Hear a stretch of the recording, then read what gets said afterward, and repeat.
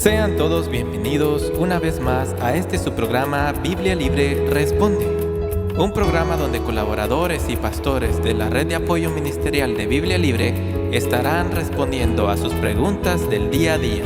En esta oportunidad la pregunta es: ¿hay géneros musicales cristianos y mundanos?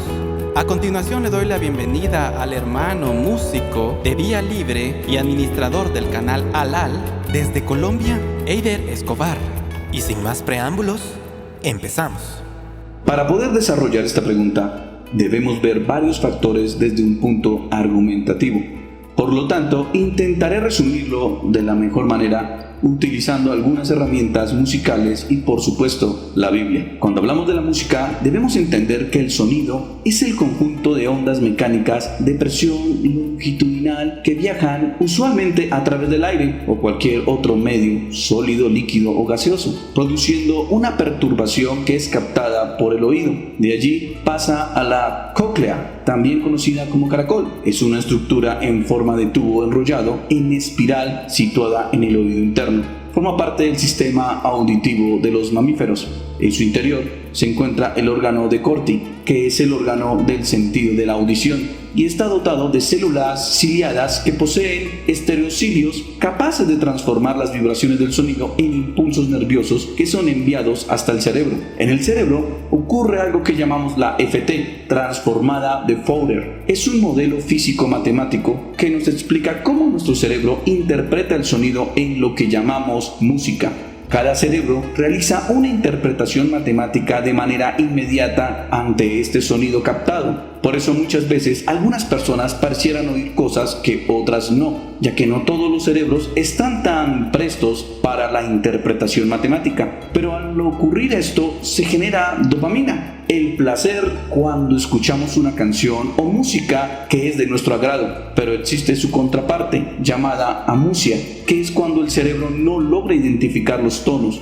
Por lo tanto, no percibe la música. Al no percibir tonos ni timbres, se convierte en ruido para esta persona. Les recuerdo que hasta este momento solo estamos hablando de música, no de la lírica de las canciones. Ahora, definamos qué es un género musical para irnos enfocando en la respuesta si existen géneros musicales cristianos y si hay géneros no cristianos. Hay varios conceptos que debemos entender aparte del género musical, ya que muchos se confunden. Uno es el estilo musical. Un estilo musical es el carácter propio que da a sus obras un artista o un músico. Cuando un estilo se diferencia y se generaliza en distintas obras y múltiples artistas que toman rasgos comunes entre sí, se forma una categoría que se denomina género musical. Ejemplo, el rock es un género musical de ritmo muy marcado. En otro sentido, el término estilo también se puede utilizar para definir el conjunto de características específicas en el caso de que se refiere a aquellas que individualizan la tendencia de una época, como por ejemplo el estilo neoclásico, pero su género musical es la música clásica. Actualmente existe multitud de géneros musicales en constante cambio, desde géneros que conceptualmente abarcan un campo definido y que presentan una asentada concepción, como por ejemplo el tango, el blues, la salsa, hasta amplias categorías musicales que abarcan un marco heterogéneo musical de nueva creación por parte de las discográficas para acercar la música al profano y facilitar su clasificación, como cuando hablamos de la música rock o la música universal o aún la música electrónica. Pero para denotar algo como un género musical debe cumplir con unos roles. 1. Características melódicas, armónicas y rítmicas. 2. Instrumentación típica. 3. Lugar geográfico donde se desarrolla principalmente. 4. Origen histórico y sociocultural. 5. Estructura de las obras, canciones, movimientos, etc. 6. Normas y técnicas de composición e interpretación. 7. Medios y métodos de difusión.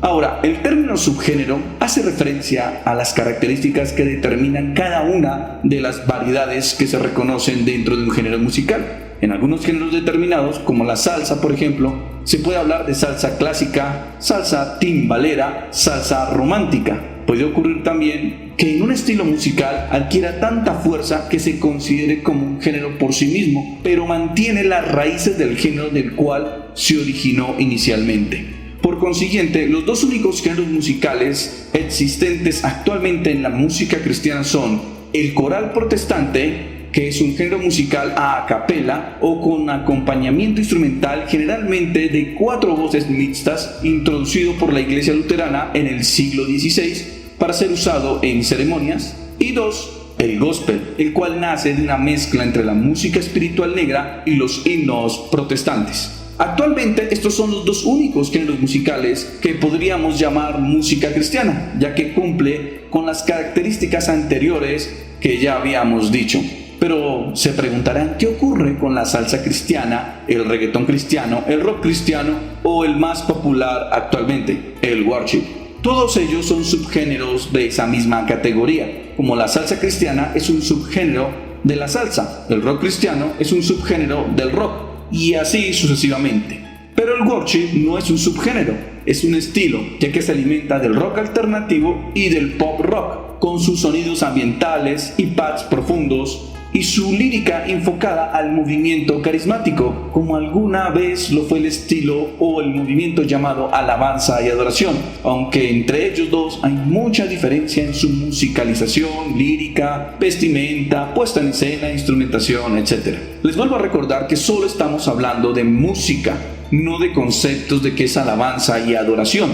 Lo aclaro para que no nos vayamos a confundir. La respuesta es muy clara. Sí existen géneros musicales cristianos, actualmente solo son el coral protestante y el gospel. Los demás géneros, en teoría, no son cristianos. Al llegar a este punto, ya deben haber más preguntas y dudas. Por ejemplo, ¿qué pasa con los himnos? ¿No son géneros cristianos sus musicalizaciones? La respuesta es muy clara, no. La mayoría de himnos son plagios musicales de canciones seculares de aquella época. Hay varios datos y ejemplos de esta situación. Pero volviendo al tema, se preguntarán, ¿no podemos escuchar música cristiana tampoco en géneros como el rock, la salsa, el reggaetón, el rap, el hip hop o la balada mal llamada adoración?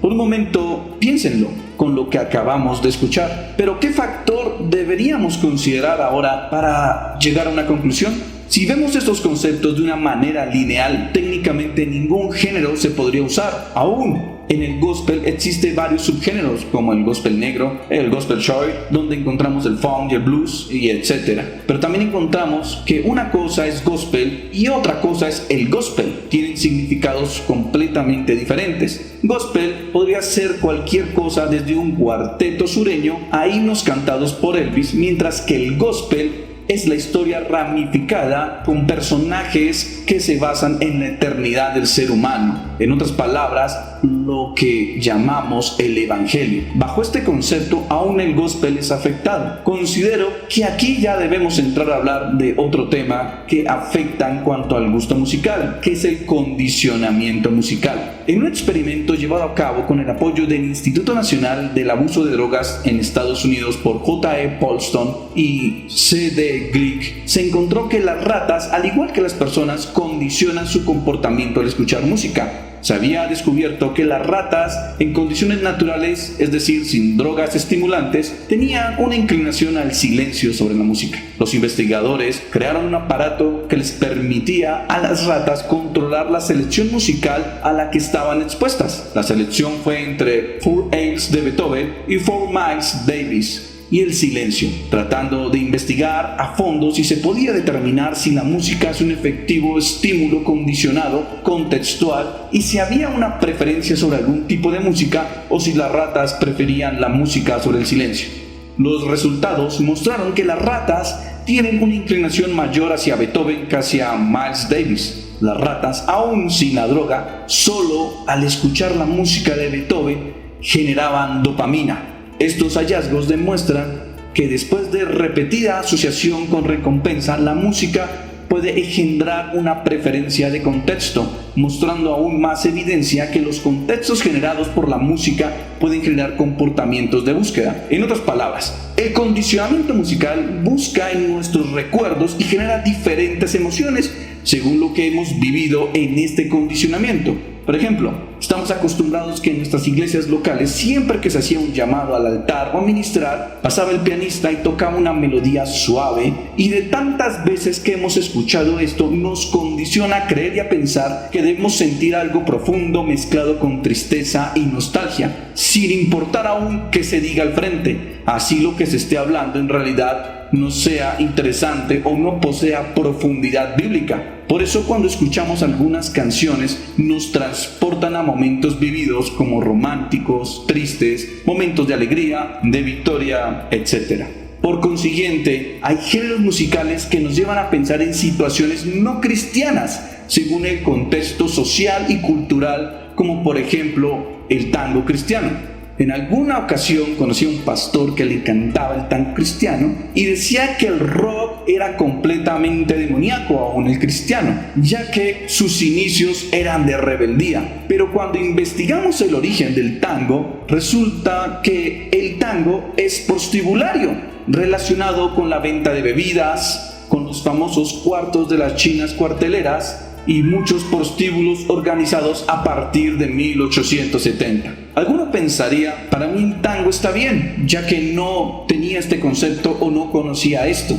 Aquí ya tenemos más preguntas que respuestas, pero para encontrar una respuesta no podemos ser prejuiciosos, ya que pareciera que los gustos diferentes en cuanto al tipo de música de nuestra mayor preferencia marca qué música llamamos qué es de Dios y cuál no. Pero, ¿qué nos dice la Biblia? Primera de Samuel, capítulo 16, versículo 23. Y cuando el espíritu malo de parte de Dios venía sobre Saúl, David tomaba el arpa y tocaba con su mano, y Saúl tenía alivio y estaba mejor, y el espíritu malo se apartaba de él. Nadie puede negar que la música en sí misma es un lenguaje. El solo oír una melodía sin una letra o poesía que lo acompañe inmediatamente producirá efectos en la sensibilidad y la voluntad del individuo. Si la composición lleva tonalidades mayores, los efectos serán distintos a si la composición lleva tonalidades menores o disminuidas. En el lenguaje hebreo, la depresión y el tormento de un individuo se relaciona directamente con la acción de espíritus malos que venían a los seres humanos. Lo concreto es que la Biblia nos dice que Saúl mostraba una profunda y tormentosa crisis anímica, o sea, del alma, que solo era aliviada bajo los efectos de la música del arpa interpretada por David. Este tocaba y Saúl se aliviaba. ¿Qué duda cabe entonces concluir de que era la música sin letra la que mejoraba el estado de ánimo de Saúl? La música en sí misma es un lenguaje. Ella comunica esperanza, melancolía, alegría o profunda depresión, y todo dependiendo de la estructura tonal de la composición. Los científicos han podido comprobar y catalogar 13 diferentes emociones que despiertan la música: diversión, alegría, erotismo, belleza, relajación, tristeza, sueño, triunfo, ansiedad, miedo, molestia, desafío y energizante. Por eso la música se ha convertido en un verdadero caballo de Troya, invitado por los propios pastores y líderes, quienes dicen atrevidamente, presas de su propio pragmatismo: no importa la música, lo importante es la letra. ¿Lo ha escuchado alguna vez usted este término? La palabra música deriva del término latín musa, que significa espíritu. Por lo tanto, en su descripción conceptual, la música es espiritual, que proyecta inspiración, pneuma, y se mueve en lo espiritual, es decir, la música comunica e inspira. Pero por sobre todas las cosas, nunca debemos olvidar que la música la creó Dios para su gloria. El hombre no ha inventado la música y tristemente la ha utilizado de una manera errónea para su propia perdición. La música está presente desde la creación y tiene el sello divino de lo incomprensible de la Trinidad de Dios. Así es, la música es trina. Se compone de 3 elementos básicos que son melodía, armonía y ritmo. Todo esto Dios lo creó para su gloria. La melodía es la composición tonal independiente, es la idea musical producida por un silbido, por un cántico vocal, por el soplar o un simple tubo vegetal o mediante el vibrar de una cuerda.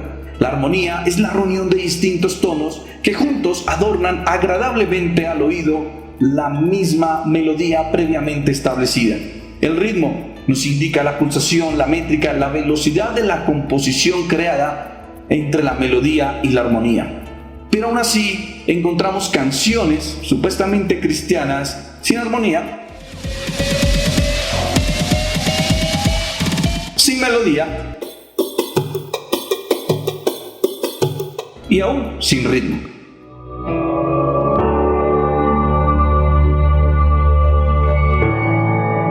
En conclusión, si solo pretendiéramos usar los géneros cristianos existentes, solo podríamos usar el coral protestante y el gospel.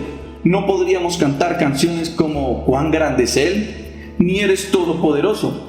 Pero debemos encontrar un equilibrio, ya que en la Biblia no encontramos ninguna prohibición en cuanto a ritmos musicales. Pero sí, en cuanto a lo musical, encontramos que sean géneros que con su lenguaje nos puedan transmitir cosas buenas, no que nos transmitan odio, violencia y etcétera fuera de ese contexto. Por eso hay personas que cuando escuchan música norteña, en su mente ese contexto los lleva inmediatamente a pensar en drogas, en muerte, asesinato. Esto ya hace que el lenguaje de la música cambie y que su lírica no cumpla el propósito con el que fue diseñado o hecho. Que en su estructura musical, la música contenga melodía, armonía y ritmo. Que en su elaboración sea hecha con orden y algo muy importante, que contenga la palabra de Dios, la sana doctrina, para que toda la honra y la gloria sea para el Creador del universo.